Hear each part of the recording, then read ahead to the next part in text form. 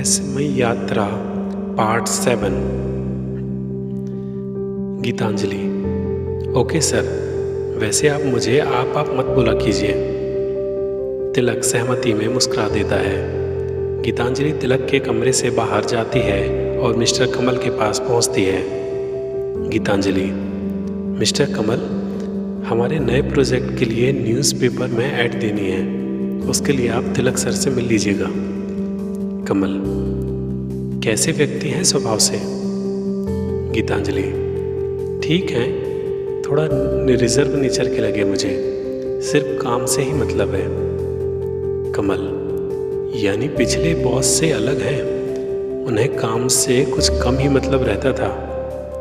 अंदर जाके बातें करेंगे, कुछ वो बताएंगे कुछ हम, तो स्वभाव भी समझ में आ जाएगा। कमल उठकर तिलक के कमरे में प्रवेश करता है। तब तक तिलक ने न्यूज़पेपर का ऐड बनाकर तैयार कर लिया था। कमल। सर, आपने मुझे बुलाया? तिलक। आइए। कमल, आपकी मेल आईडी बताएंगे? कमल अपनी मेल आईडी बताता है। तिलक कंप्यूटर से मेल फॉरवर्ड करता है। तिलक। कमल, मैंने आपको एक मेल किया है, न्यूज़पेपर में जो हमें ऐड देनी है उसकी पूरी जानकारी है। आप फॉर्मेटिंग करके पेपर्स में भेज दीजिए। कल कम से कम 3 पेपर्स में ऐड आ जाना चाहिए। कमल। ठीक है सर। कमल तिलक की ओर देखता है कि शायद अब बातें शुरू करेंगे। तिलक। कुछ और काम था क्या आपको? तिलक। नहीं, बस ठीक है। कमल उठकर कमरे से बाहर निकल जाता है। कमल खुद से ही बातें करते हुए अपनी टेबल की ओर जाता है। सच में इन्हें तो सिर्फ काम से ही मतलब लगता है। तिलक अंदर कमरे में बैठा सोचता है, माफ़ करना भाई, हमें इसी तरह यहाँ ऑफिस में रहना होगा, जिससे जब भी ज़रूरत हो हम जा सकें। यहाँ सिर्फ काम से ही मतलब रखना है। अपनी गोपनीयता बनाने के लिए यह आवश्यक है। दोपहर को 2 बजे राहुल और रमेश खाने की टेबल पर खाना खाते हुए। राहुल। फिर आगे क्या सोचा है रमेश? माँ कह रही थी कि तुमने अब नौकरी करने का सोचा है। रमेश। हाँ भैया, जितना पढ़ना था उतना पढ़ लिया, 1 साल का कंप्यूटर डिप्लोमा भी कर लिया है। राहुल। यानी हिंदी और संस्कृत का जानकार अब कंप्यूटर भी जानता है? रमेश। लेकिन आजकल हिंदी और संस्कृत से पोस्ट ग्रेजुएट हुए लड़के को कोई पूछता ही कहाँ है। राहुल। वो तो तुमको मैंने पहले ही कहा था कि ये विषय लेने का मतलब मुझे समझ में ही नहीं आ रहा है, लेकिन तुम्हें कोई पुराने ग्रंथ वगैरह समझने का जुनून था तो तुमने अपने मन की मानी। रमेश बड़े भैया के सामने शांत रहा। भाभी, आप भी उसको आते ही डांटने लगे। राहुल। मैं डांट नहीं रहा हूँ, लेकिन यदि इसने मेरे जैसे मैकेनिकल इंजीनियरिंग वगैरह की पढ़ाई कर ली होती तो ज़्यादा नहीं लेकिन 50,000 रुपये महीने का तो कम से कम आदमी होता। रमेश। फिर कोशिश करूँगा वापस जाकर कहीं कुछ काम मिल जाए तो। यहाँ तो कुछ काम मिलने की उम्मीद है नहीं। राहुल। नहीं, अब तो कहीं नहीं जा रहा है। मेरी माँ से बात हो गई है, कहीं बात करके मैं तुम्हें छोटी मोटी नौकरी में लगवा दूंगा, चिंता मत करो। रमेश ने अपना ध्यान खाने पर ही रखना ठीक समझा। भाभी। रमेश, तुम खाना खाकर आराम कर लेना, यश के बगल का कमरा तुम्हारे लिए व्यवस्थित कर दिया है। यश भी स्कूल से 4 बजे तक आ ही जाएगा। सुबह से ही तुम्हें पूछ रहा था कि चाचू अभी तक क्यों नहीं आए। रमेश। यश तो दूसरी कक्षा में है ना? राहुल। हाँ, अभी 2nd में ही है। दोनों ने खाना खत्म किया। राहुल। रमेश, मैं ऑफिस जा रहा हूँ, तुम्हारे लिए आज हाफ डे लीव ली थी। रमेश। ठीक है भैया, शाम को बात करते हैं। शाम को 4:05 पर। मम्मी, चाचू आ गए क्या? कहाँ हैं, दिख नहीं रहे। यश ने घर के अंदर आते ही चिल्लाना शुरू कर दिया। सपना। अरे एक साथ इतने सवाल, लाओ पहले स्कूल बैग दो। सपना यश से स्कूल बैग लेकर टेबल पर रखती है। हाँ बताओ, आज स्कूल कैसा रहा? यश, ठीक था मम्मी, बताओ ना चाचू कहाँ हैं? सपना, अंदर तुम्हारे कमरे के बगल वाले कमरे में आराम कर रहे हैं, पहले हाथ पैर तो धो लो फिर मिल लेना। यश अंदर कमरे की ओर दौड़ते हुए बोला, हाथ पैर बाद में धो लूंगा मम्मी, पहले चाचू से तो मिल लूं। यश कमरे में आता है जहां रमेश पलंग पर लेटा आराम कर रहा है। यश, चाचू आप आ गए। रमेश की नींद खुल जाती है। अरे वाह यश, तुम आ गए, तुम तो बड़े हो गए हो। यश उछलकर रमेश के गले लग जाता है। रमेश यश को गोद में उठाकर खड़ा हो जाता है। यश, अब आप हमेशा यहीं रहना, कभी नहीं जाना, पापा भी कह रहे थे कि आप यहीं रहोगे, हम दोनों खूब खेला करेंगे। रमेश, हाँ हाँ बहुत खेलेंगे। रमेश यश को लेकर बाहर हॉल में जाता है। सपना, यश बेटा अब तू बड़ा हो गया है, चाचू की गोद में क्यों चढ़ गया? रमेश, नहीं भाभी इतना भी बड़ा नहीं हुआ है। सभी हंसने लगते हैं। मे आई कम इन सर? गीतांजलि ने तिलक के कमरे में दरवाजा खोलते हुए कहा।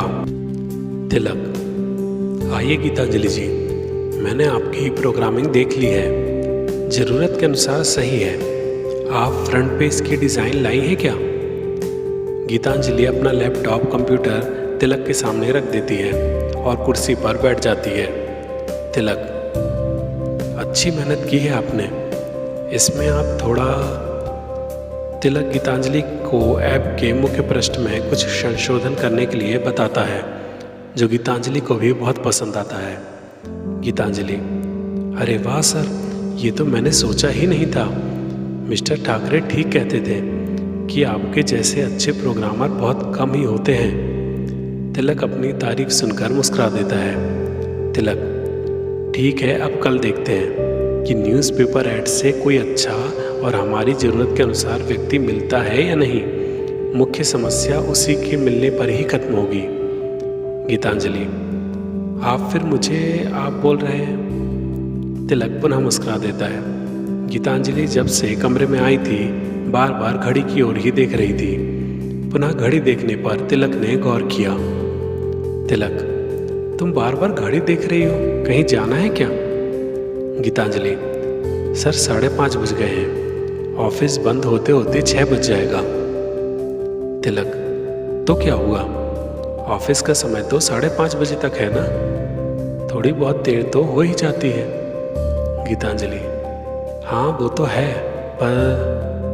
तिलक कुछ सोचकर, ठीक है तुम जाओ। गीतांजलि ने जल्दी से लैपटॉप उठाया और बाहर चली गई। तिलक अपने कंप्यूटर पर कुछ काम करने में लग गया। ऑफिस बॉय, सर अभी कितनी देर रुकेंगे? 6 बज गए हैं। तिलक ने आवाज़ सुनकर दरवाजे की ओर देखा तो ऑफिस बॉय आधा दरवाज़ा खुले हुए खड़ा था। तिलक, ऑफिस में सभी जाने लगे क्या? ऑफिस बॉय, सभी चले गए सर। तिलक, सब चले गए? इतने समय के पाबंद जाने के लिए? ठीक है चलो हम भी चलते हैं। तिलक कंप्यूटर बंद करता है और कमरे से बाहर आता है। बाहर पूरा ऑफिस खाली था। तिलक घड़ी की ओर देखता है, 6:15 बज चुके थे। Office boy, good night sir. Tilak, good night. तुम्हारा नाम क्या है? ऑफिस बॉय, आकाश। तिलक, अच्छा आकाश, रोज ही हमारा ऑफिस शार्प 5:30 बजे बंद हो जाता है? आकाश, जी सर। तिलक, कभी कभी जब ज़्यादा काम रहता होगा तब तो कुछ लोग रुकते ही होंगे? आकाश, नहीं सर, ज़्यादा से ज़्यादा 6 बजे तक ही लोग रुकते हैं। तिलक, कोई विशेष कारण? आकाश हड़बड़ाता हुआ बोला, जी सर, मुझे देर हो रही है सर, गुड नाइट। तिलक, ठीक है गुड नाइट आकाश। कुछ अजीब है यहाँ के लोग। तिलक मुस्कुराता हुआ सोचता है और पार्किंग से गाड़ी लेकर घर की ओर चला जाता है। रात 10:30 बजे। रमेश, भैया अब सोने जा रहा हूँ। Good night Rahul. Good night Ramesh. आज तो यश ने तुम्हें परेशान कर दिया होगा। शाम से रात तक तुम्हारे ही साथ खेल रहा है। रमेश, मैं भी तो उसके साथ खेल रहा था भैया। रमेश अपने कमरे में सोने के लिए चला जाता है। कमरे में जाकर रमेश पलंग पर लेटता है तो उसे उस तांत्रिक की लकड़ी की याद आती है। रमेश बैग से लकड़ी निकालकर पलंग पर बैठ जाता है और उस लकड़ी को उलट पलट कर फिर से देखने लगता है। लकड़ी बहुत पुरानी, लगभग 10 इंच की और काले रंग की थी। एकदम सीधी ना होकर बीच से घुमावदार थी। रमेश मन में सोचता है, स्वप्न के अनुसार इस लकड़ी में उन तांत्रिक बाबा ने अपनी सारी शक्तियाँ समाहित कर दी हैं। यदि ये सच है तो इसका प्रयोग कैसे किया जाएगा। रमेश ने संकोच करते हुए उस लकड़ी को एक हाथ में लेकर ट्यूबलाइट की ओर कर दिया और कुछ क्षण के लिए रुक गया, फिर मुस्कुरा दिया। मैं भी पागलों जैसी हरकत कर रहा हूँ। कंप्यूटर के इस युग में ना जाने क्या सोच कर बैठा हूँ। रमेश ने लकड़ी को यूं ही पलंग के बगल में रखे स्टूल पर रख दिया। सुबह इसे बाहर फेंक दूंगा, अभी कहाँ अलग करूँ इसे। रमेश ने मन में सोचा और ट्यूबलाइट को बंद करके नाइट बल्ब जला दिया। फिर पलंग पर लेट गया। कुछ ही देर में रमेश की नींद लग गई। ओह, ये तो तांत्रिक बाबा हैं। आप कहाँ चले गए थे बाबा? रमेश ने वीरान जगह में बैठे बाबा से पूछा, लेकिन बाबा कुछ न बोले। वो अपनी तंत्र साधना में डूबे हुए थे। अचानक सामने एक तेज प्रकट होता है और उसमें से अन्य तेज पुंज निकलता है और बाबा की ओर बढ़ता है। बाबा अपने दोनों हाथ इस तेज पुंज को लेने के लिए सामने की ओर कर देते हैं। तेज उनकी हथेलियों में आ जाता है। कुछ ही देर में बाबा कुछ मंत्र पढ़ते हैं और वह तेज पुंज एक लकड़ी का रूप ले लेता है।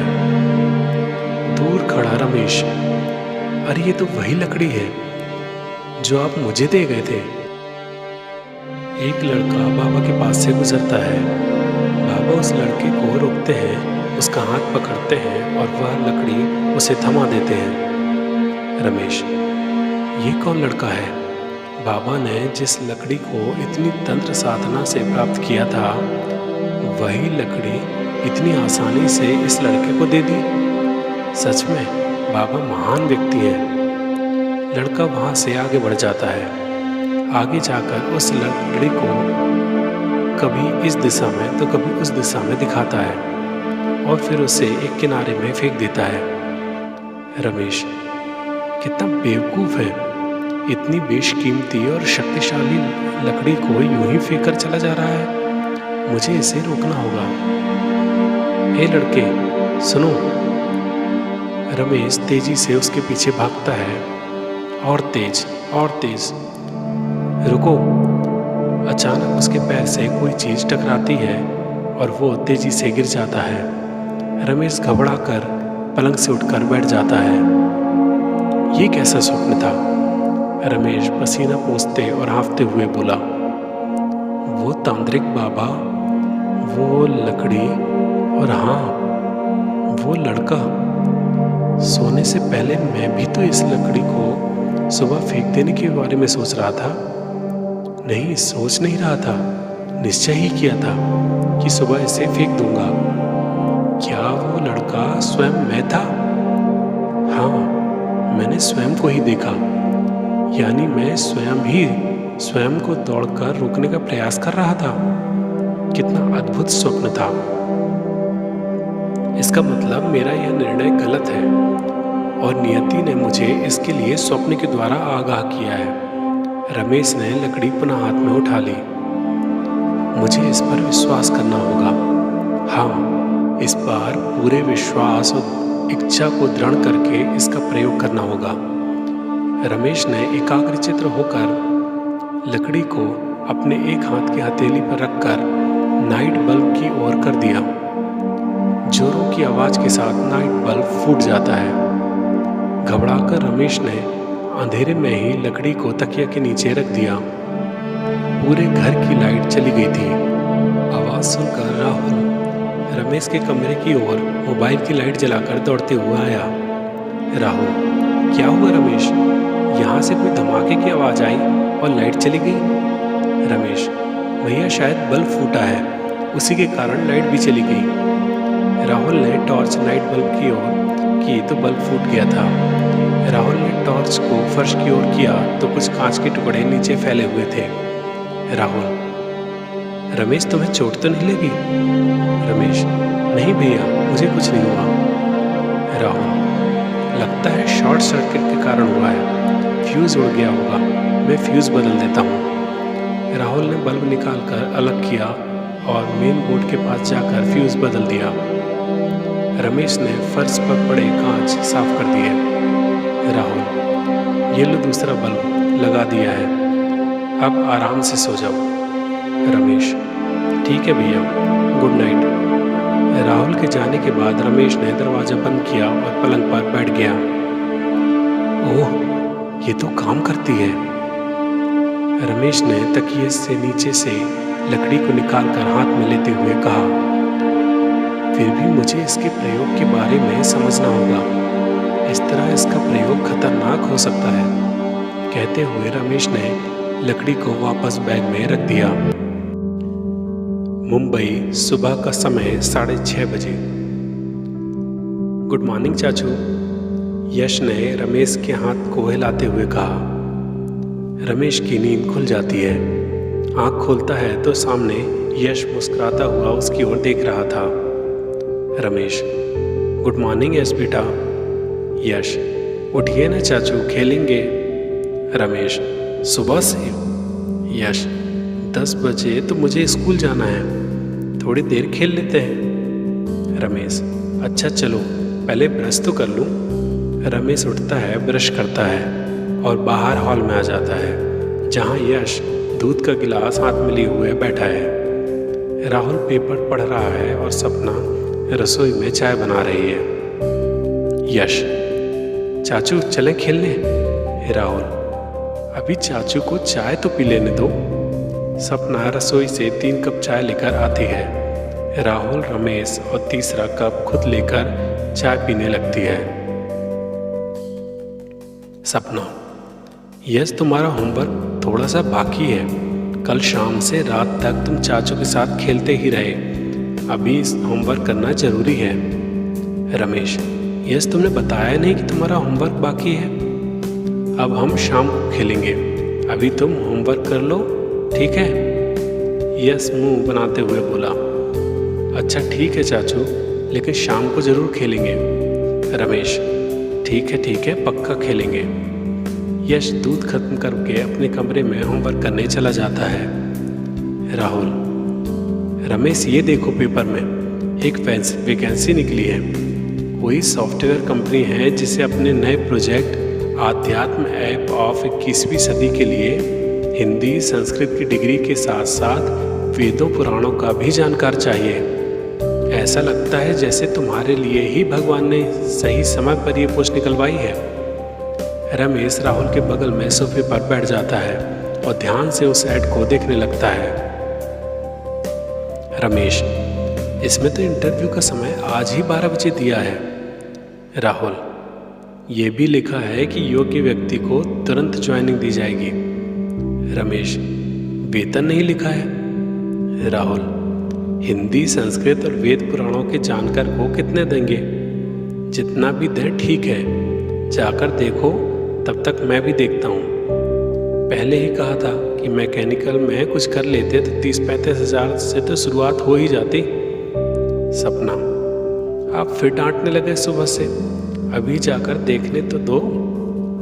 राहुल, डांट नहीं रहा हूँ, बता रहा हूँ। रमेश, ठीक है भैया, आज 12 बजे जाकर देखता हूँ, जितना भी देंगे कर लूँगा, यदि मेरा चयन किया गया तो। राहुल, हाँ जाकर देख लो, ये मुंबई शहर है, यहाँ एक पोस्ट के लिए सैकड़ों लोग पहुँच जाते हैं। रमेश, अच्छा फिर भी जाकर देखता हूँ, खाली तो वैसे भी बैठा हूँ। राहुल, तुम यहाँ नए हो, कहो तो मैं तुम्हारे साथ चलूँ? रमेश, नहीं भैया, इसकी ज़रूरत नहीं है, आप अपने ऑफिस जाइए। राहुल, गाड़ी छोड़ जाऊं क्या? रमेश, नहीं भैया, मैं ऑटो कर लूँगा। राहुल, तो फिर ठीक है, मैं चलता हूँ, बेस्ट ऑफ लक। रमेश, धन्यवाद भैया। दोनों मुस्कुरा देते हैं।